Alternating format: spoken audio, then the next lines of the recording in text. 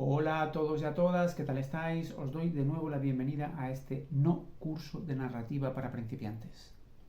Una de las correcciones más comunes y más habituales que tengo que hacer en los inicios de curso, y sobre todo con escritores y escritoras principiantes, tiene que ver con el exceso de información o de explicación que quien está escribiendo ofrece a quien está leyendo. Explican a los lectores cosas sobre la historia en lugar de la historia misma.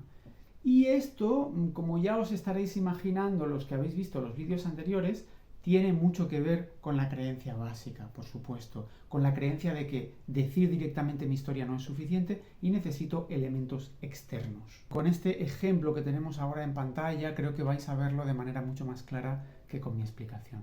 Y algo interesante es que cuando yo comenté este texto en clase, el estudiante que lo había escrito confesó enseguida que el primer párrafo lo había escrito a posteriori y que realmente la historia empezaba en el segundo párrafo.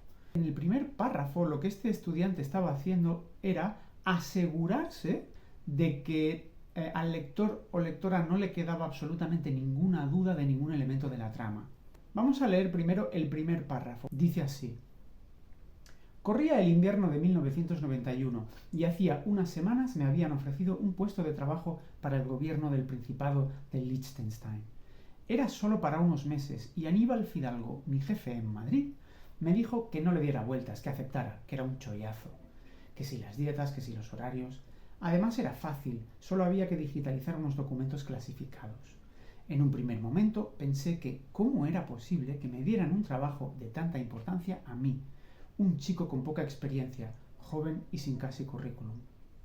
El estudiante a quien yo le comentaba esto lo vio muy claro enseguida.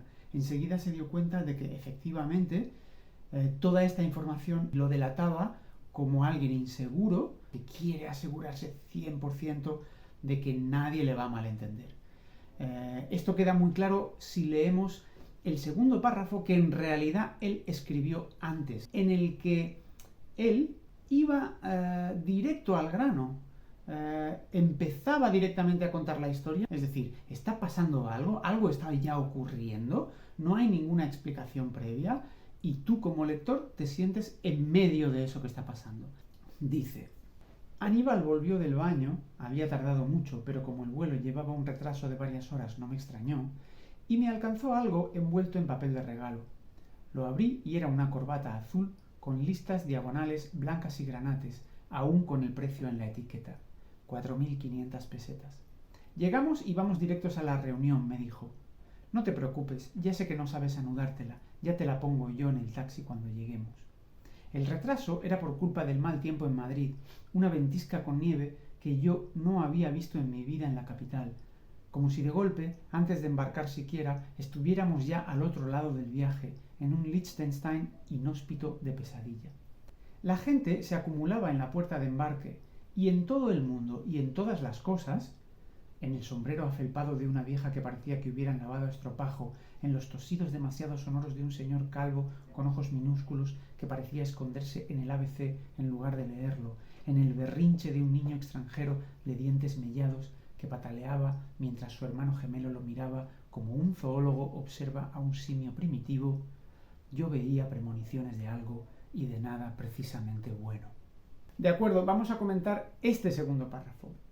Bueno, Aníbal, del que no se nos explica que sea el jefe del protagonista, va al baño y cuando vuelve trae una corbata y le dice al protagonista que se la tiene que poner cuando lleguen y que él le ayudará. Entonces, simplemente con esto, el lector, que no es una tabula rasa, que no es alguien acabado de nacer, que no tiene nada en la mente, sino que es un lector activo, creativo, que tiene eso que llamamos nosotros horizonte de expectativas, es decir, que es capaz de esperarse cosas que van a pasar y con el que compartimos un conocimiento del mundo, empieza a deducir cosas, ¿vale? Si este tal Aníbal le regala una corbata a otra persona y esa persona nunca se ha puesto una corbata ni sabe anudársela, podemos empezar a deducir o imaginar que entre ellos puede haber una relación del tipo jefe-empleado.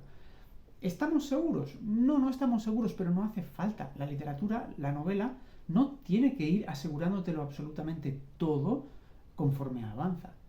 Los lectores y lectoras estamos totalmente cómodos con ver aparecer determinados datos, informaciones en un texto y reservarnos la confirmación o la seguridad de que eso sea lo que pensamos que acabará siendo, ¿no? Gran parte de la gracia de la novela radica a menudo en esto. También sabemos que la corbata ha costado 4.500 pesetas, es decir, que no estamos en 2022. Eso no es tan preciso como decir que estamos en 1991, pero bueno, seguramente durante el recorrido del texto habrá oportunidades para que el lector poco a poco vaya afinando la época en la que nos encontramos. Cuando empezamos a escribir, a menudo muchas personas empezamos a sobreexplicar, a sobreinformar y a escribir toda esta serie de datos que en realidad todavía no son la historia, sino que son una especie de preparación para la historia que estáis demorando. Para ilustrarlo un poco mejor y que lo entendáis un poco mejor, me gustaría hacer un ejercicio inverso al anterior. Me gustaría enseñaros un texto sancionado por la crítica y por el público como un gran texto literario, es decir, un clásico de la novela. Es el inicio de una novela que seguramente reconoceréis porque es muy conocido. Y tratar de hacer el ejercicio inverso. ¿Cómo yo creo que habría quedado ese texto escrito por alguien que empieza, por alguien inseguro, por alguien que teme que su lector o lectora no entienda bien o se pierda y entonces le dé toda la información que él cree que necesita? Se trata de 100 años de soledad, el inicio de la novela, de Gabriel García Márquez. Es un texto, por supuesto, archiconocido, seguro que la mayoría de vosotros y vosotras lo conocéis, pero justamente por eso me gusta usarlo para ilustrar esto de lo que venimos hablando, porque creo que nos puede ayudar mucho a entenderlo mejor. Dice así: muchos años después, frente al pelotón de fusilamiento, el coronel Aureliano Buendía había de recordar aquella tarde remota en que su padre lo llevó a conocer el hielo. Macondo era entonces una aldea de 20 casas de barro y caña brava construidas a la orilla de un río de aguas diáfanas que se precipitaban por un lecho de piedras pulidas, blancas y enormes como huevos prehistóricos. El mundo era tan reciente que muchas cosas carecían de nombre y para mencionarlas había que señalarlas con el dedo. Algo que llama mucho la atención, una de las cosas que llama mucho la atención de este texto fantástico es que la acción empieza desde el primerísimo momento, que nada más empezar hay un personaje ante un pelotón de fusilamiento.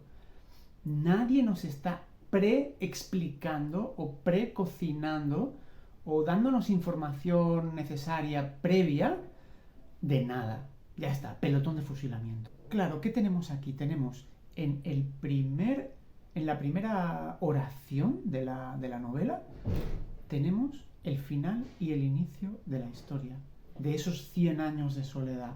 Está todo aquí, pero claro, nos falta toda la novela, nos falta toda la información necesaria, pero ninguna de esa información se nos va a dar por adelantado. Nosotros como lectores ya estamos en medio de la historia, es como si nos dejaran, me gusta pensarlo como no sé, cuando entráis, no sé si habéis entrado en Google Maps y hay este muñequito amarillo que tú puedes con el ratón arrastrar y soltar en medio de una calle, ¿no? El lector se siente un poco así. Es como si fueras ese muñequito amarillo de internet y alguien te cogiera de la capucha y te llevara hasta un lugar concreto, que es la mitad de una historia, en medio de algo que está pasando. Pura acción.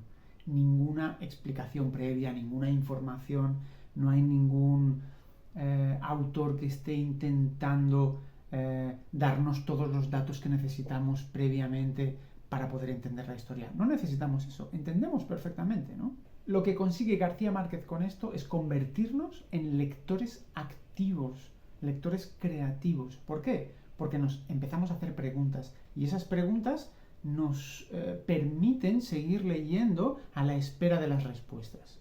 Por ejemplo, ¿cómo que a conocer el hielo? ¿no había hielo? ¿En qué momento de la historia no había hielo y había que trasladarse a otro lugar para poder verlo y para poder conocerlo? Entonces, ahora yo me he permitido escribir ese texto que escribiría alguien muy inseguro si hubiera tenido que escribir Cien años de soledad por encargo de otra persona, ¿no? Si García Márquez le hubiera dicho, oye, te encargo, fíjate qué buena idea tengo, te encargo a ti que la escribas. Pero esa persona a la que se lo encarga, pues no tiene experiencia y está empezando. Entonces podría escribir algo como esto. Corría el año 1853 y Aureliano Buendía era un niño, y por esa época se estaban haciendo famosas las primeras máquinas de hacer hielo, que en Colombia no habíamos visto nunca. Así que el padre de Aureliano lo llevó a conocer el hielo. Muchos años más tarde, justo cuando lo iban a fusilar, se acordó de eso. Aureliano se hizo coronel y participó en muchas guerras contra el gobierno, en concreto en 32, y claro, lo mandaron fusilar. Esa tarde de su infancia, en que conoció el hielo, Macondo era una aldea. Parecía todo sin civilizar, muy antiguo, como si aún no hubiera llegado la alfabetización, ni las costumbres europeas, ni nada de nada. Claro, ¿qué pasa con este texto? Que funciona infinitamente peor que el texto original de García Márquez. ¿Por qué? Porque lo que está haciendo es exactamente rellenar de respuestas, de explicaciones, todas esas preguntas que yo os decía que activaban y que activan al lector en 100 años de soledad, en el inicio de 100 años de soledad. Entonces, si el lector no se está haciendo todas esas preguntas que lo activan porque el escritor se las está contestando directamente, queda pasivo.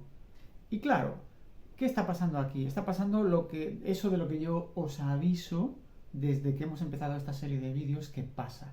Que la gente cuando empieza escribe desde la creencia básica. En lugar de ir al grano y contar la historia, en lugar de poner al lector o a la lectora en mitad ya de la historia y de la acción que está ocurriendo, cree que necesita darle una serie de explicaciones, una serie de informaciones extra, y que sin esas informaciones, sin esa capa de más, que es la base de la creencia básica, el lector se va a perder. Siempre que escribimos desde la creencia básica, en realidad estamos menospreciando de alguna manera al lector. En este caso, estamos creyendo que sin todas las informaciones que le decimos va a ser incapaz de entender la historia. En el caso, por ejemplo, de las emociones, cuando hablé de las emociones, estamos creyendo que el lector necesita que le señalemos las emociones, que él no se puede emocionar solo, ¿no? En el caso de la profundidad, de la profundidad o de la poeticidad del texto, estamos creyendo que el lector no es capaz de hacer una lectura profunda sin que nosotros le señalemos lo profundo. Es siempre lo mismo. La creencia básica está siempre funcionando, a no ser que despertemos a ella, que la veamos, que nos demos cuenta de que nos tiene al principio atrapados o atrapadas y que la dejemos ir, que la soltemos. Para poder desprendernos de esta manifestación de la creencia básica de la que estamos hablando hoy, es decir, este exceso de información para el lector, o más que de exceso de información, este volcado de información que responde más a nuestra inseguridad que a las necesidades de la propia historia y del propio lector, lo que podemos hacer es empezar a releer nuestros textos preguntándonos siempre esta pregunta. En este trecho que he escrito, en este párrafo que he escrito, ¿hay acción? ¿Están pasando cosas? ¿Los personajes hacen cosas o dicen cosas o reaccionan a cosas que les han hecho o dicho los otros personajes? ¿O no está pasando nada y yo estoy volcando información o diciéndole cosas al lector porque no me siento seguro de que las esté entendiendo? Entonces, poco a poco podréis ir con el tiempo aprendiendo a desbrozar el texto y a separar lo que es vuestra propia inseguridad, es decir, los restos que quedan en el texto de vuestra propia inseguridad de la propia historia, de lo que ocurre en la propia historia. Cuidado, eso no significa que esté prohibido explicar cosas. A veces los autores hacen, por ejemplo, digresiones, a veces digresiones filosóficas o digresiones de tipo sociológico o pensamientos del autor o de un personaje. Eso no está prohibido. Es decir, no se trata de eliminar todo lo que no sea acción. Se trata de eliminar la explicación innecesaria y la información innecesaria. Si os fijáis, normalmente cuando en una muy buena novela aparecen digresiones muy interesantes, estoy pensando, por ejemplo, me vienen a la cabeza autores y autoras como Vivian Gornick o como Javier Marías, ¿no? Gente a la que se le dan muy bien las digresiones y que son digresiones que nos gusta leer, pero si os fijáis, esas digresiones, esas explicaciones en las que no hay acción, vienen de la seguridad de los escritores en sí mismos, no de su inseguridad. Lo que tenemos que empezar a detectar es qué partes de nuestros textos salen de nuestra inseguridad, de nuestra falta de confianza en nuestra historia. Bueno, pues por hoy lo dejamos aquí. Espero como siempre que el vídeo os haya servido y nos vemos en la próxima ocasión. Hasta luego.